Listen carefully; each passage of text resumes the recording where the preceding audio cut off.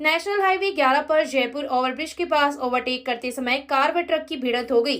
गनीमत यह रही कि घटना में किसी भी प्रकार की जनहानि नहीं हुई, नहीं तो बड़ा हादसा हो सकता था। सूचना पर पुलिस मौके पर पहुंची तथा घटना की जानकारी ली। प्राप्त जानकारी के अनुसार कानोता से चालक अपने ट्रक में वज्र भरकर श्री डूंगरगढ़ जा रहा था कि नेशनल हाईवे 11 पर जयपुर ओवरब्रिज के पास पीछे से आ रही कार से ओवरटेक के दौरान भिड़ंत हो गई। कार सवार एक व्यक्ति जयपुर से सदाशहर अपनी बेटी के साथ जा रहा था। घटना के बाद मौके पर लोगों की भीड़ लग गई। सूचना पर पुलिस मौके पर पहुंची तथा घटना की जानकारी ली। पुलिस दोनों वाहनों को थाना लेकर आ गई। घटना को लेकर अभी तक पुलिस में मामला दर्ज नहीं हुआ है।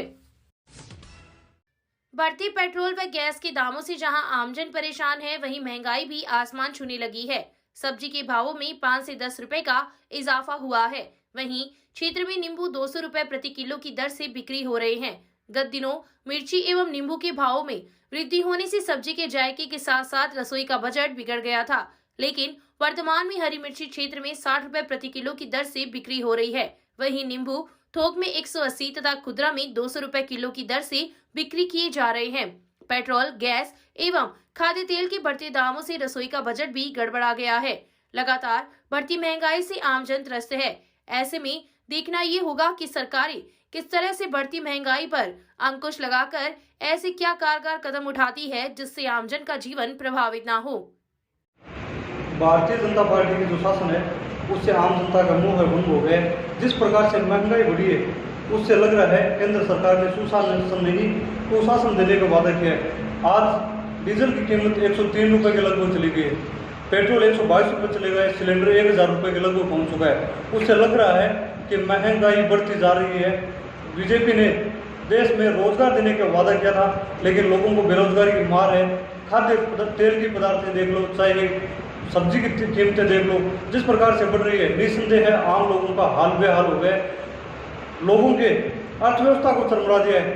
गरीब तबके के लोगों का जीना दूभर हो गया है। जिस प्रकार से केंद्र सरकार के कुशासन में भारतीय जनता पार्टी ने जिस प्रकार से कीमतों में इजाफा किया है, निस्संदेह वो निंदनीय है। भारतीय जनता पार्टी को डीजल, पेट्रोल और रसोई गैस की कीमतों पर और खाद्य पदार्थों की कीमतों पर बढ़ती कीमतों पर जल्द से जल्द अंकुश लगाना चाहिए। शहर में चल रही सीवरेज लाइन के कार्य के दौरान तोड़ी गई सड़कों की पुनः मरम्मत कार्य में काफी अनियमितताएं दिखाई दे रही है। हालात इतने दयनीय हैं कि सीवरेज लाइन डालने के बाद सड़कों के मरम्मत कार्यक्रम में गुणवत्ता बिल्कुल नहीं है। ऐसी ही स्थिति पालिका अध्यक्ष अर्चना सारस्वत की वार्ड संख्या 31 की है। वार्ड संख्या 31 में सीवरेज लाइन डालने के दौरान तोड़ी गई ब्लॉक सड़क की मरम्मत सही ढंग से नहीं की गई है। ब्लॉक के नीचे केवल मिट्टी डालकर वापस लगाया गया है, जिससे ब्लॉक उखड़ गए हैं तथा वाहन चालकों व राहगीरों को परेशानी हो रही है। ऐसे ही हालात वार्ड संख्या 33 व 36 में है। इन वार्डों में भी सीवरेज का कार्य चल रहा है, लेकिन लगाए गए चैम्बर कहीं तो काफी नीचे हैं तो कहीं पर सड़क से काफी ऊपर है तथा सड़कों का दुरुस्तीकरण भी नियमानुसार नहीं हो रहा है। शहर के हालात इतने दयनीय हैं कि एल&टी ठेकेदारों एवं अधिकारों पर आरईडीपी के अधिकारियों की कोई पकड़ नहीं है और न ही पालिका प्रशासन इस ओर ध्यान दे रहा है। बेतरतीब सड़क निर्माण के चलते लोगों को काफी परेशानी का सामना करना पड़ रहा है। देखिए, रतनगढ़ में जो सड़कों का हालात है, निश्चित रूप से आपने कहा सही बात है। ये सड़कों की जो अभी हालात है वो बहुत खराब है। ऑटो में जब भी जाते हैं, बेचारे किसी भी पेशेंट को लेकर के जब जाते हैं तो उनको बहुत ज़्यादा परेशानी का सामना करना पड़ता है। एल&टी वालों ने जगह जगह से और सड़कों को खोद दिया है। अब ऐसी व्यवस्था बन गई है कि नगर पालिका कहती है कि एल&टी वाले करेंगे और एल&टी वाले जो है उनका वो कहते हैं कि हमारे पास अभी हमारा समय पड़ा है, हम समय रहते इसको कर देंगे, लेकिन वो समय कब आएगा पता नहीं है। आज हम देखें तो नगर में कहीं भी कोई भी सड़क जिसको हम कहें सही हो, ऐसा कहीं भी किसी भी वार्ड में, किसी भी नगर की प्रमुख सड़कों में, जब रतनगढ़ के चारों रास्ते जहाँ भी रतनगढ़ के एंटर होते हैं, उस समय रतनगढ़ हमारा एक बहुत ही ऐसा धार्मिक स्थान, पवित्र स्थान है, जिनकी नगर में हम घुसते ही देखते हैं तो वहाँ पर सड़कों, जो टूटी हुई सड़कें हैं, वो रतनगढ़ का हाल बता देती है। आपने देखा होगा रतनगढ़ में जगह जगह पानी इकट्ठा होना, यानी आज तक जो भी नेता लोग आते हैं उन्होंने किसी ने भी सुधार करने की कोशिश नहीं की। आप यहाँ अपना जो अस्पताल है, चिकित्सालय, इस चिकित्सालय को तो जिला अस्पताल बना दिया गया है, मैं सुन रहा हूँ। और जिला अस्पताल बनने के बाद भी, और वहाँ पर आप देखते हैं तो थोड़ी सी बरसात आ जाती है तो इतना पानी इकट्ठा हो जाता है। जिला अस्पताल तो तब होगा जब उसके अंदर हम जाएंगे, जब अंदर जाने की ही व्यवस्था नहीं है, लोग पानी के अंदर से, उनको घुटने घुटने पानी के अंदर से फिर जाना पड़ता है। तो ये बहुत ही रतनगढ़ की जो सड़कों की हालात है वो बहुत ज़्यादा खराब है। मैं नगर पालिका चेयरमैन साहब, ईओ साहब से निवेदन करना चाहूँगा, LNT के अधिकारियों से भी निवेदन करना चाहूँगा कि आप समय रहते इन सड़कों का इलाज करिए, नहीं तो भारतीय जनता पार्टी के कार्यकर्ताओं को जनता के साथ सड़कों पर उतरना पड़ेगा। उसकी सारी जिम्मेदारी प्रशासन की होगी। नव संवत्सर के साथ शुरू हुए चैत्र नवरात्रि का समापन रविवार को हुआ। मां अम्बे के मंदिरों में श्रद्धालुओं की भीड़ देखने को मिली तथा सामूहिक पूजा अर्चना का आयोजन भी किया गया। वहीं घरों में पूजा अर्चना के बाद कन्याओं को भोजन करवाकर उनसे आशीर्वाद लिया। शहर के संचिया माता मंदिर, सदाशहर बाईपास स्थित दुर्गा माता मंदिर, मावलियों के मोहल्ले में स्थित जैन माता मंदिर सहित कई मंदिरों में चल रहे धार्मिक अनुष्ठान भी रविवार को संपन्न हुए। नवरात्रा के दौरान घरों में घट स्थापना की गई थी तथा कई भक्तों ने उपवास रखकर एक समय का भोजन भी ग्रहण किया था। वहीं क्षेत्र में कुछ लोगों ने शनिवार को भी अष्टमी पर पूजा अर्चना कर कन्याओं को भोजन करवाया था तथा शेष ने नवमी की धोख लगाते हुए पूजा अर्चना की। जैन माता मंदिर में हुए कार्यक्रम में पूर्व पालिका अध्यक्ष संतोष कुमार इंदौरिया, किशनलाल प्रजापत, गोपाल कृष्ण प्रजापत, शंकरलाल माली, कमल बावलिया, मुरलीधर प्रजापत, गजानन चोटिया सहित काफी संख्या में लोग उपस्थित थे। आरती के पश्चात प्रसाद का वितरण भी किया गया।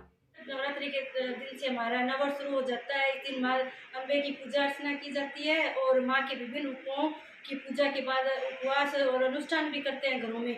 और इसके बाद अंतिम रामनवमी के दिन 9 कन्याओं का पूजन किया और उसके बाद कन्याओं को भोजन कराया गया और फिर बड़े हर्ष और उल्लास के बाद रामनवमी का पर्व मनाया गया। क्षेत्र में शादी से पूर्व लाडू को घोड़े पर बैठाकर बंदूरी निकालने की अनूठी परंपरा चल रही है।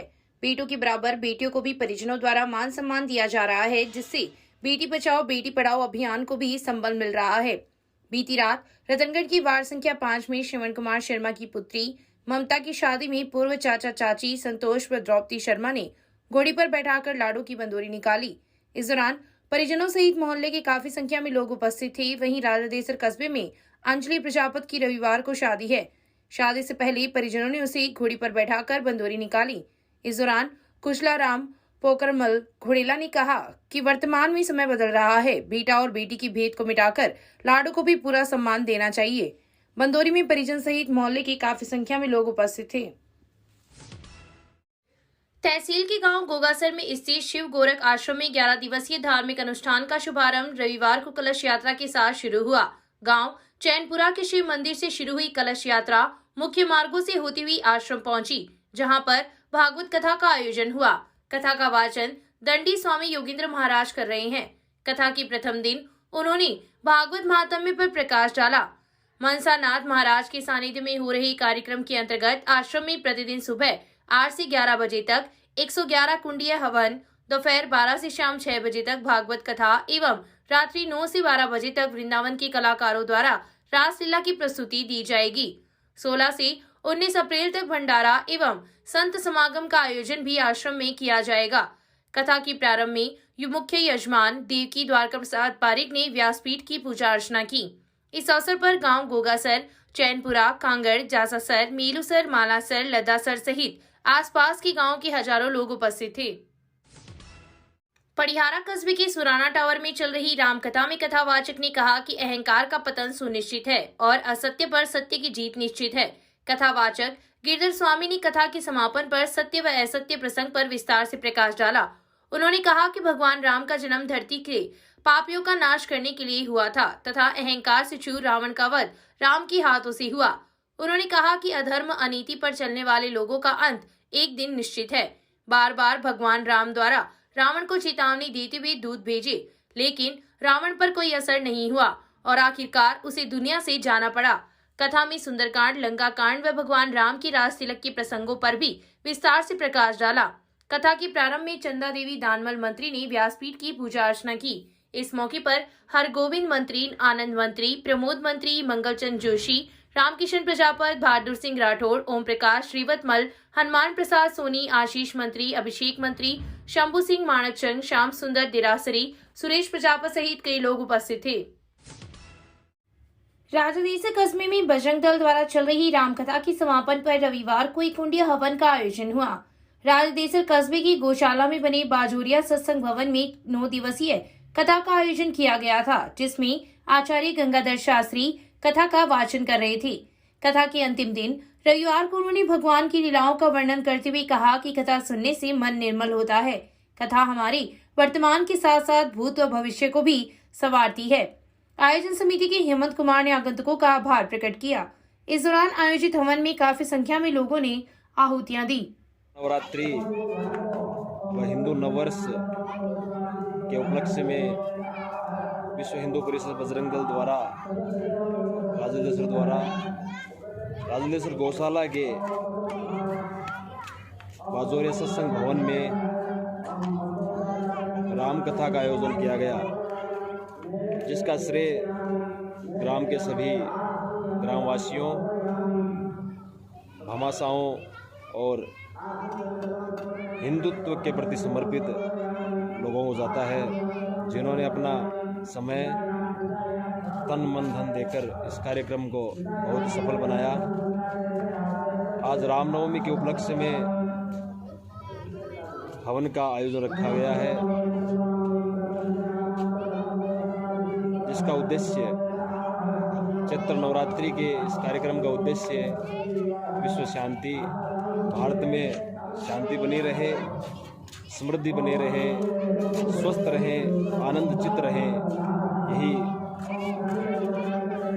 इस कथा को करवाने का उद्देश्य रहा है। आप सभी से मेरा निवेदन है कि युवाओं के संगठन से जुड़कर धर्म के प्रति, देश के प्रति कार्यक्रमों में अपनी भागीदारी निभाएं। और ये कार्यक्रम बहुत ही सौंदर्य रहा, बहुत ही अति उत्तम रहा। आप सभी के सहयोग से रामनवमी के इस उपलक्ष्य में हवन का एक छोटा सा कार्यक्रम रखा गया है, जिसमें ग्राम की औरतों ने बहुत ही अपना बड़ा योगदान दिया है। ऐसे ही कार्यक्रम सदा अग्रसर रहे। इसी बात को लेकर मैं अपनी वाणी को विराम देता हूँ।